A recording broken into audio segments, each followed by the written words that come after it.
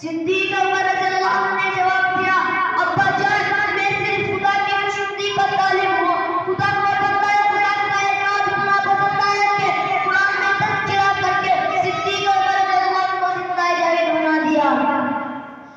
وَسَيُجَنَّبُهَا الَّذِي يُؤْتِي مَالَهُ وَيَتَزَكَّىٰ وَمَا لِأَحَدٍ عِندَهُ مِن نِّعْمَةٍ تُجْزَىٰ إِلَّا ابْتِغَاءَ وَجْهِ رَبِّهِ الْأَعْلَىٰ وَلَسَوْفَ يَرْضَىٰ. آسمان نبوت مردوں میں سب سے پہلے اسلام قبول کرنے والے عصمت مجاہد مومن کو جب یہ خبر ملی کہ کفار مکہ نسبی صحابہ کو تعالیٰ اطاعت رکھ کر محمد عربی صلی اللہ علیہ وسلم کی جان کے پیچھے پڑ گئے تو کفار کی مسجد کے لیے کہنے لگے، أَتَقْتُلُونَ رَجُلًا أَن يَقُولَ رَبِّيَ اللَّهُ وَقَدْ جَاءَكُم بِالْبَيِّنَاتِ مِن رَّبِّكُمْ. یہ سن کر کفار مکہ کا جوش میں پڑ گیا اور مشرک قوم میں آ کر پیغمبر خدا کو چھوڑ کر عاشق پیغمبر پر ٹوٹ پڑی اور بدن ڈولا عنوان کر دیا. مگر قربان جائیے صدیق اکبر رضی اللہ عنہ کے عشق محبت پر اور زیادہ ہی اونٹوں کے سارے نماز عصر میں حاضر ہوئے اور چہرہ احمد کو دیکھ کر جان میں جان آئی. ازمویانے کے پہاڑ میں صدیق اکبر رضی اللہ عنہ کے قدموں میں کوئی لغزش نہیں آئی. کفار کی مختلف مخالفتوں کے باوجود تبلیغ اسلام کا فریضہ انجام دیتے رہے اور لوگوں کو دعوت اسلام سے وابستہ کرتے رہے. سامعین کرام، اسی پر بس نہیں بلکہ اگر ایک قدم آگے بڑھ کر واقعہ حسن پر نظر ڈالے تو قدم قدم پر صدیق اکبر رضی اللہ عنہ کی قربانی دکھائی دیتی ہے. واقعہ حسن کا پورا سفر صدیق اکبر رضی اللہ عنہ کی قربانیوں کا مجموعہ ہے. مکے سے لے کر مدینہ المنورہ تک اسلام کی تاریخی کا سفر ہے اور اس سفر میں سب سے زیادہ قربانی صدیق اکبر رضی اللہ عنہ کی ہے.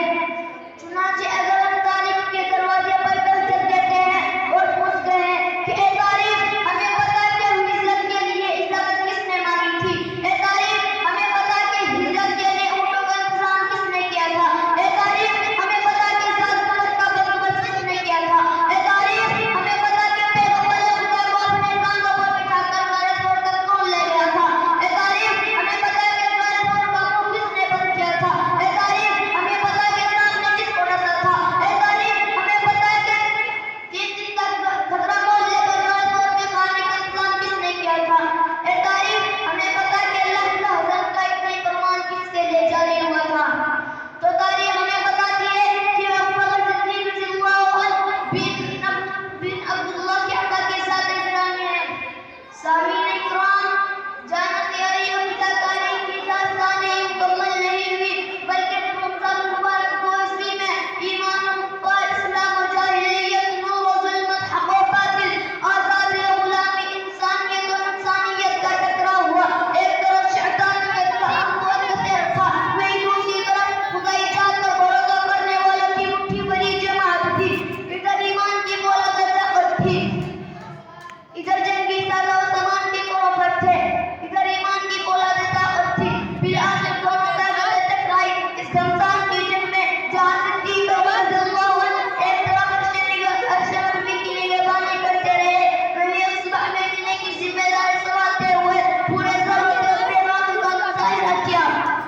چشم فلک نے یہ بھی دیکھا کہ جب صدیق اکبر رضی اللہ عنہ کی نگاہ اپنے بیٹے سلیمان پر پڑی تو تلوار کو اس طرف تلوار پر وار کیا، مگر وہ دل سر بس کر نکل گیا.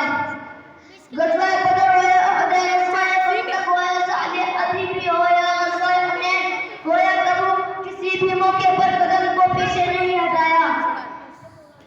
سامعین کرام، جانبداری اور فداکاری کا وہ واقعہ بھی سنتے چلیے، قربانی اور بلندی کی وہ داستان بھی سنتے چلیے جس نے عظمت فاروق رضی اللہ عنہ ذلیل قدر کو کہنے پر مجبور کر دیا کہ وہ ابو بکر صدیق رضی اللہ عنہ کی برابری ممکن نہیں.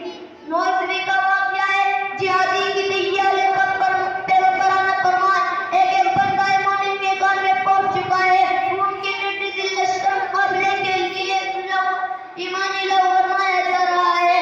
حالات کو دیکھتے ہوئے نبی غازی الجماعت کو لوگوں سے معالمہ مدد کی اپیل کرنی پڑی. حضرت عثمان غنی رضی اللہ عنہ نے 900 اونٹ اور گھوڑے 1000 دینار پیش